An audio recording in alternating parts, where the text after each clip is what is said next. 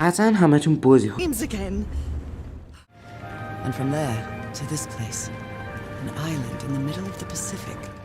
قطعا یکی از جذابترین بازی‌های پلاس کال آف سیه. یک داستان جذاب، یک بازی ماجراجویی محور و یکی از قشنگترین بازی‌ها به سبک هنر و پیدایش جهان خودمون.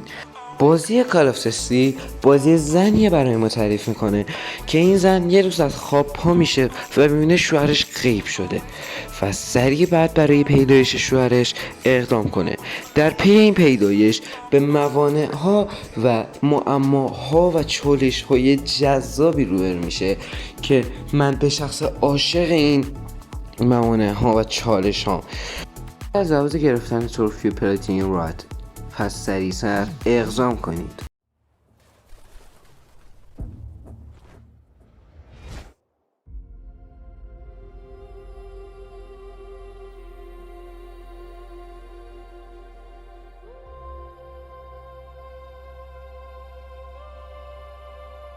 اگه بخوام بازی اومنا رو برای شما در یک جمله خلاصه کنم، اینه که بدون یک دونه کلمه، با شکل، با نور و با تماس ارتباطات میتونه با روح شما بازی کنه. این بازی یکی از جذابترین بازی‌ها در سبک هنریه. توجه داشته باشید که واقعا تروفی پلاتینیومش راحت به دست بیاد. حدود 1 ساعت، 2 ساعت یا 3 ساعت. این بازی معماهای جالب و جذابی داره. این بازی ها حتما با خانواده‌تون تجربه کنید.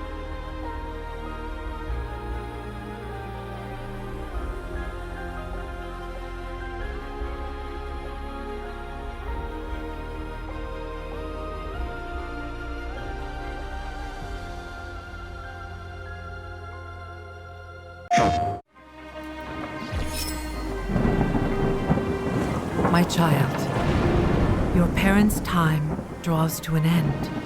Still the people await your return, young sprite seer. We know in our hearts you will find your way back to these shores. چیزی که من از دنیای گیمینگ یاد گرفتم اینه که همیشه یک بازی نباید خون ریزی باشه. بعضی وقتا بازی و بعد داستان محور و بازی ها باید هنری باشن. بازی مانند Yonder the Cold Capture Chronicles یکی از بازی‌هایی که واقعا درگیرش بودم. این بازی سبکای مختلفی داره. میتونی توش دام پروری کنی، میتونی کشاورزی کنی، ماهیگیری کنی و بیشتر از همه که بهت حال میده کاوش کنی. بین بازی‌ها همیشه نباید خون خوزی باشه. مثلا یکی که به خاطر اینکه یه عزیزش از دست داده میره 100 نفر رو برای انتقام میکشه و درسته بازی جذابی از آب در میاد، ولی دنیای گیمینگ رو به من آموخته که باید بازی‌های مختلفی رو تجربه کنم و لذت‌های مختلفی رو کسب کنم. این بازی به شما تجربه عالی میده. اونو امتحان کنید. I have imagined it, our downfall, 1,000 times, but it still breaks my heart to hear the truth of it.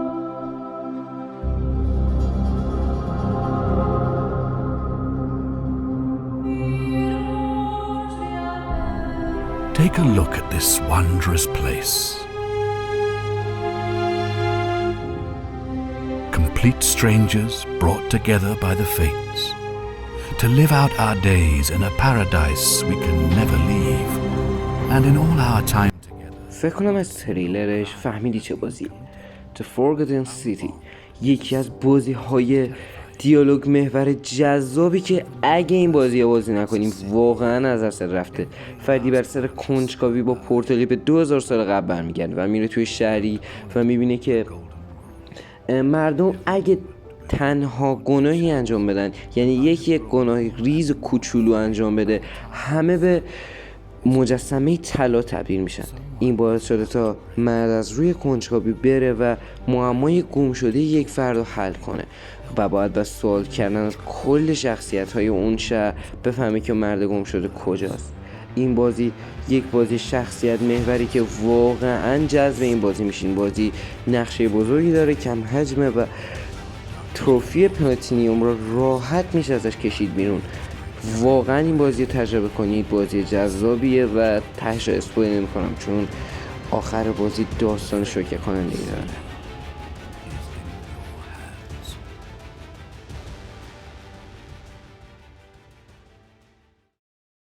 وقت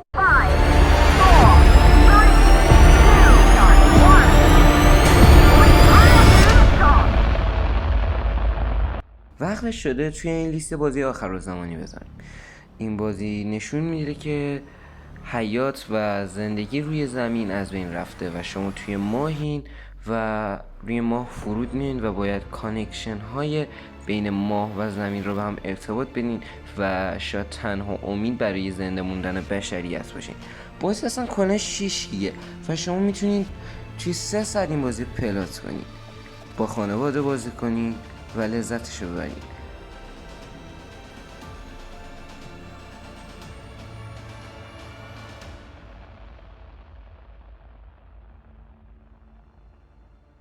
Rated everyone 10 and up.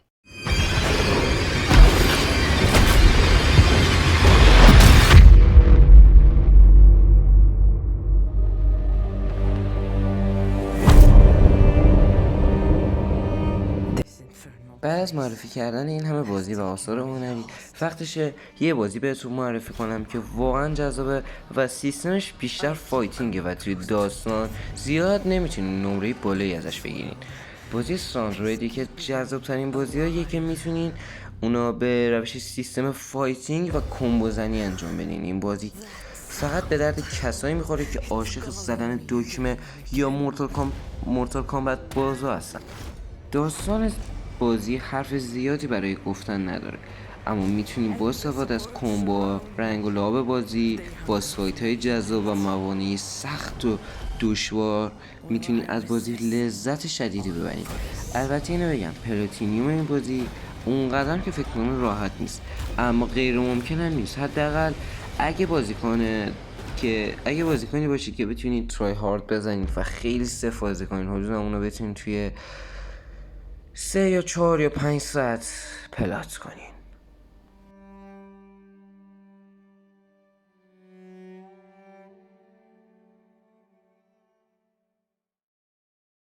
ببین تو از دار و ندار این دنیا یه شمشیر داری، یک آهنگ راک خفن داری و کلی دشمن و سرباز داری.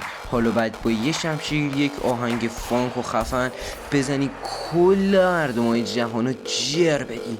واقعا بازی اول شخص شوتر خفنیه که میتونی از این بازی لذت کامل ببرید. سیستم داجدهی و پری بازی خیلی خفنه و انیمه‌های متنوعی داره.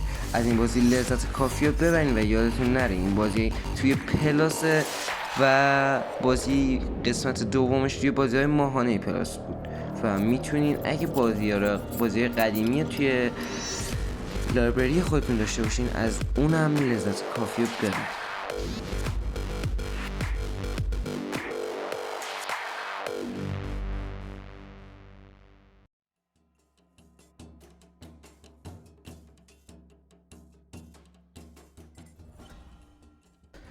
دیر وقتی داره بارون میان و پدرتا میکشن. فقط از دارون هزارزانیا تو یک گردنبندی داری که بهت قدرتی میده که وقتی مردی پیرتر بشی اما با کار خودت ادامه بدی و بتونی تا سن 70 سالگی بجنگی. داستان پسری که برای انتقامش میره 7 تن رو به قتل برسونه. حالا از این 7 تن تو نمیتونی جونی سالم به در ببری بدون هیچ قدرت ماورا طبیعی، فقط با مشت، لگد و فینیشرهای خفن میتونی اون رو از پاد در بیاری. سیستم مردن بازی اینه که تو وقتی میمیری 1 سال پیرتر میشی، بعد 2 سال پیرتر میشی، بعد 4 سال، به همین ترتیب هی پیر و پیرتر میشی تا جایی که دیگه نتونه بازی ادامه بدی. از اونجا به بعد بازی به شما میگه که شما انقدر پیر شدین که دیگه نمیتونین به جنگ ادامه بدین و اگه بعد از اون پیریه به بازی کامل از بازی حذف میشین و کامل میمیرین و دوباره بعد بازی شروع کنین. بازی واقعا سیستم جذابی داره و شما میتونین با کمبوهای متنوع بزنین یه نمی‌ها رو جر بدین. پس سیفو رو حتما بازی کنین.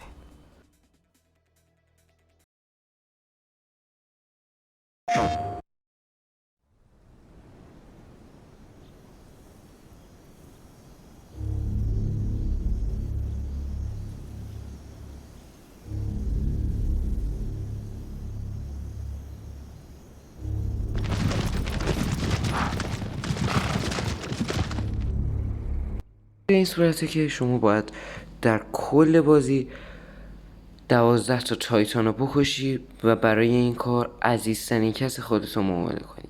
یعنی اینکه 12 تا تایتان و در ازاش عزیزترین کست زنده شه. درسته. The Shadow of the Colossus. زمان پلاتینیوم کردن این بازی حدودا 8 تا 9 ساعته و کل زمان کردن بازی بین 5 تا 6 ساعت. بازی نه چندان هم سر هم راحتیه ولی گیم پلی جذاب داره. همینطور که تیرکمون زدن به جاهای حساس و بالا رفتن از موی جونداران بزرگ میتونه بازی برای شما به یکی از نقش آفرینی‌های جذاب یا RPG بازی تبدیل کنه.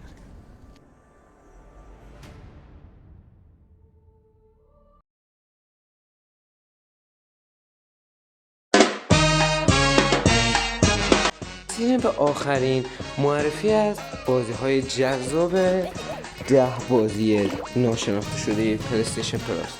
اوورکوک. بله اوورکوک یک بازی فوق‌العاده فانه که میتونید چند نفره مولتی پلییر رو آنلاین با خانواده‌تون، دوستاتون و تمام کسانی که یک دسته بهش بدین بازی کنید. این بازی واقعا جذابه و واقعا سرعت عملیه، واقعا فکریه و یادتون باشه اگه هم گروهی و هم تیمی خنگ باهاتون بیفته، مثلا میگن دختر خالتون باهاتون بیفته که خیلی خنگ و گاگوله، قطعا بازی میره. تبریک میگم این ویدیو تموم شد و 10 تا ناشناخته ترین بازی‌های پلی‌استیشن پلاس که میتونستین تجربه جذابی از اون داشته باشین رو دیدین. لطفاً لایک کنید.